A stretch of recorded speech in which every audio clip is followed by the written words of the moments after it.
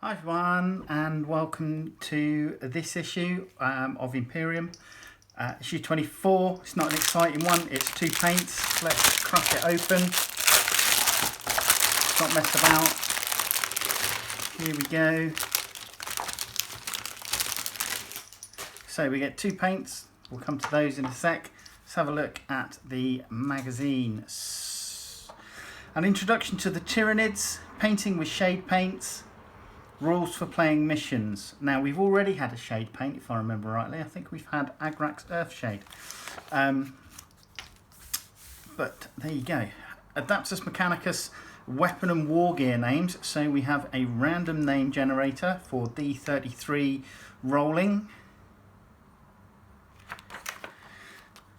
Adeptus Mechanicus ranged weapon names. Adeptus Mechanicus melee weapon names. So yeah. So electrostatic cudgel, Martian neuro interrupter, a Mark III purifier, Dominus destructus, Fabricator's mortis, Omnissiah's blade, Motive taser, Olympian razor, Noctis lance. There you go. Necrons. Degradations and grudges. The minds and bodies of the Necrons have been deeply affected by hibernation. Their minds degraded by the passage of time, many have formed lasting grudges against those whom they perceive to have wronged them. So, and again we have a random hero engrammatic degradations table 2d6 chart. And a Necron unit's physical degradation and losses table. Again, I'd probably say more aimed at the kids. I'm a bit bland. My units are just 1 section, 2 section, 3 section.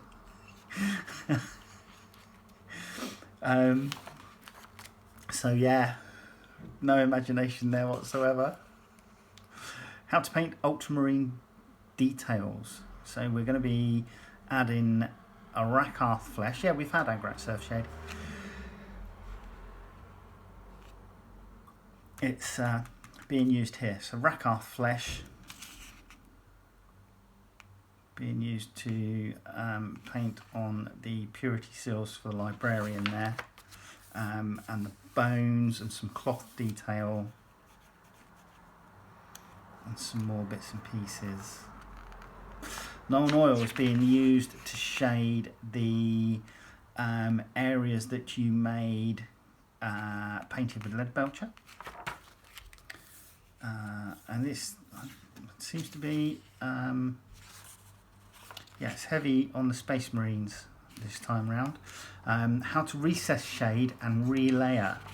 So you are using Nuln oil as a recessed shade and then going back over it with the Mechanicus standard grey, and that's what you're looking at so far. Tutorial objectives. Okay, so we're coming into the information here for objective points and victory points. So this will explain how they work within a game and a mission.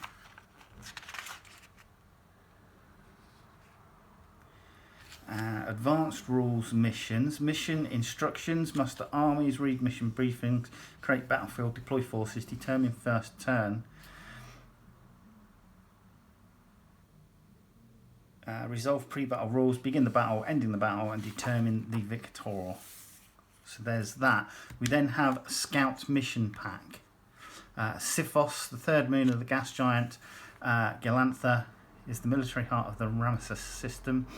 Beset on all sides by Necron invaders, the combined force of Ultramarines and Adeptus Mechanicus are all that stands between the invading Xenos and the complete destruction of Siphos, key shipyards, weapons platforms, and communication centres. So it's a scout mission. So you're playing a mission rather than playing against just practicing turn by turn goes. So the cipher recovery Necron's Royal Warden secure the battlefield. A Necron Royal Warden and his patrol have observed the Space Marines searching the corpses of the fallen. Whatever the foe seek, he and his warriors must locate and secure it before the Space Marines. Should his forces be able to completely annihilate the Space Marines, all the better. And Space Marines, Librarian, priority objective is the Cipher.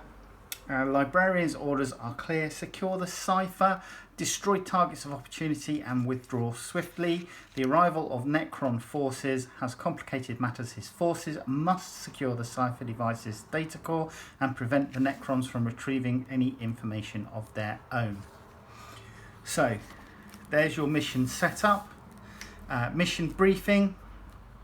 The code Cipher lies at the heart of the battlefield, partially buried beneath a crumbling ruin, but both forces seek to hold this position and extract any valuable intelligence. Its forces in play are 10 Necron warriors, 3 Scarab Swarms, 1 Royal Warden, Ultramarines is 1 Librarian, 3 Aggressors. Then you create your battlefield and mission objectives. Victory points are awarded as follows: securing the Cipher. Progressive objective, extracting the code Cipher's databanks takes time.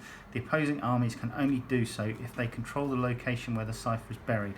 At the end of each player's turn, the player whose turn it is scores 1 victory point for controlling the objective. The battle lasts for 5 battle rounds. At the end of the battle, the player with the most victory points is victorious.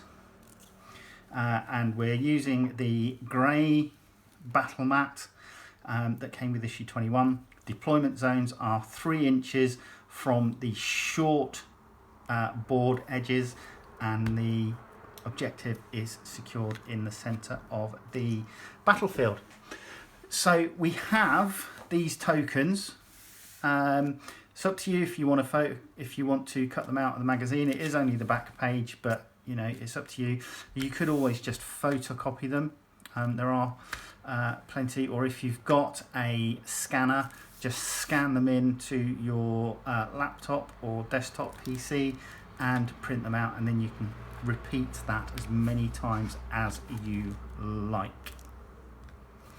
And then on the back we have issue 25, which you know I have from the previous video. Necron Immortals, read about Forge Worlds, Immortals rules and tutorial, and then the Tech Priest Dominus, which I'm looking forward to, Secrets of the Tech Priests and Tech Priest tutorial. So let's bring you down for a quick look at the 2 pots of paint that we get.